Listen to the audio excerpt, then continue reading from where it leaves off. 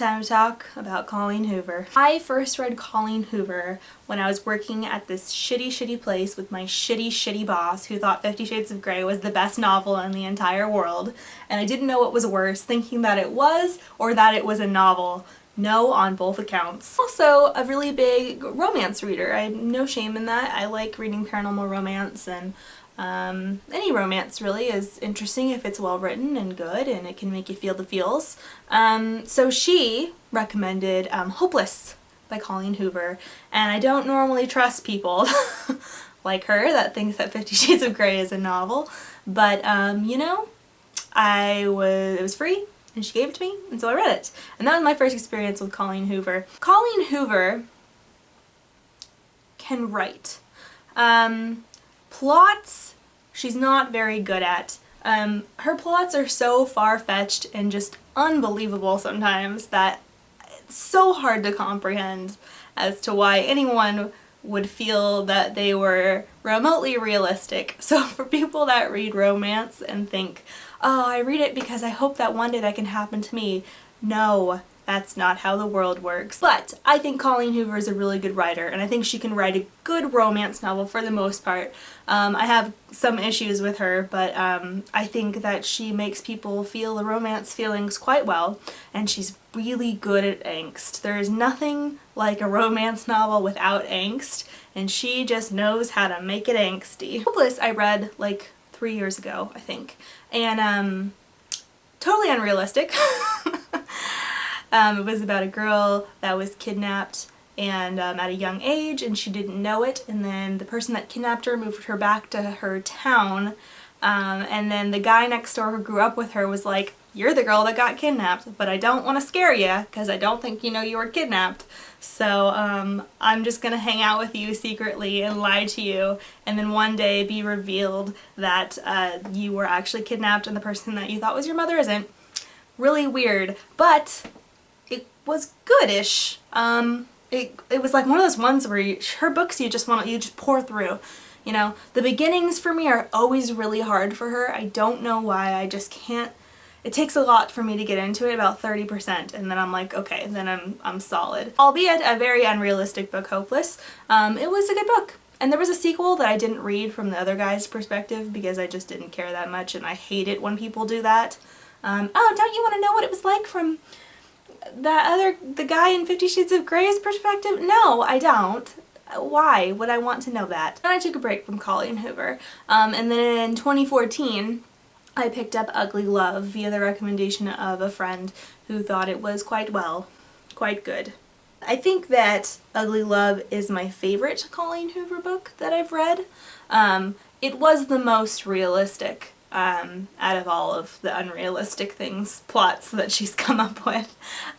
She's a very formulaic writer, but it works for her. I mean, if it works, the thing about Colleen Hoover novels, you always know what you're gonna get. You're gonna get a girl who meets a guy who has some problem, and then the guy is somehow either connected to her past or knows something about her past, or he's keeping a huge ass secret from her. And everything's great, and then they're not sure if they want to fall in love, and then they do fall in love, and then she finds out that he's been lying to her this whole time, or he's been keeping this really big secret, and then it's a fallout, and that's where she just gets the angst every time.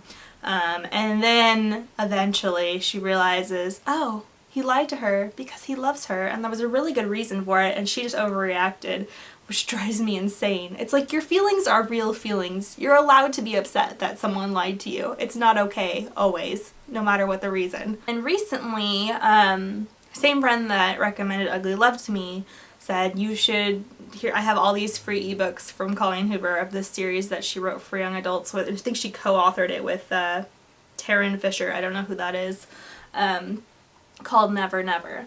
And the premise of Never Never is interesting.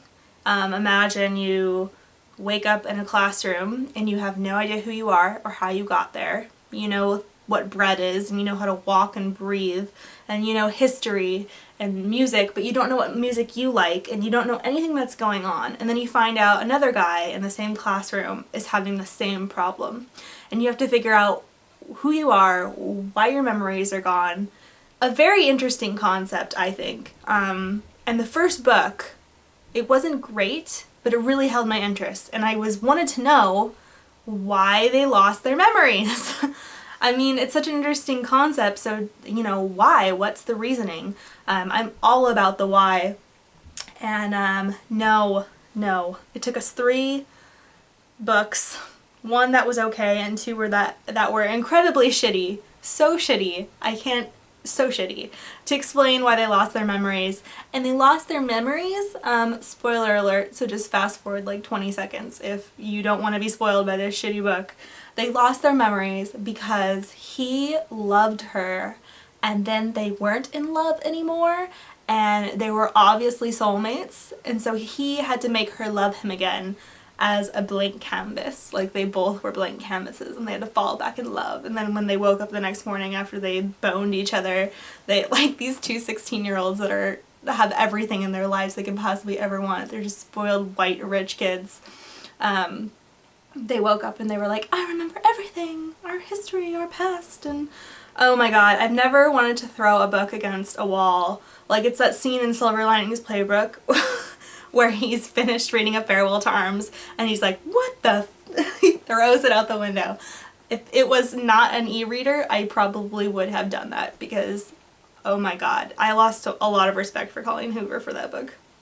So much respect. And then, because I'd already downloaded some audiobooks for her and I've been listening to audiobooks at work, I read November 9. Holy shit. The first 60% of that book was unfathomable to me. So unrealistic and insane. I hated both the characters. There was zero justification for anything that they did. At the end of the novel, they've known each other for 5 years, but they've only hung out for like 60 hours of those 5 years and don't talk in between at all or anything. And just because you have a past together, sort of, even if it's not a real past, oh my god. I just hated November 9 so much. And right now I'm reading What I'm Not Finished With, Confess by Colleen Hoover, mostly because it's an audiobook and I'm bored at work. Audiobooks are really expensive and these ones I got for free, and so, you know, it's better than not listening to anything at work. I get a lot of reading done that way. But so far, Confess is awful. Awful. So, I don't know. There must be something about Colleen Hoover that keeps me coming back, because I've read, what, if you count the 3 of Never Never, like 6 books of hers. So I think she's a really good writer. I think she's very predictable in her writing and what her plots are going to be, and I think that she's very imaginative with her plots, but she doesn't bother trying to make it even a little bit realistic at all. Like, this could happen. No, it couldn't. It could not happen. So, I don't know. I love-hate with Colleen Hoover. If you're looking for a good romance to get into, I think she's fine. But just don't expect to feel like this is a plausible thing that could happen in real life, just in a romance novel, which is usually the case with romance novels anyway. That's kind of my overall feelings about Colleen Hoover. There must be something about her to make me read 5 of her books so far, but I've either like thought, that wasn't bad, or I've been like, why does this exist? So there's not really a love in there anywhere, but there must be something about it to make people read them, and she's a very popular author right now, and I think she's a good writer, so I'll give her that. I'll give you that, Colleen, and I'm interested to see what other people think about Colleen Hoover. I know she's very popular, so that's all I have to say. Happy readings. More book reviews soon. Bye.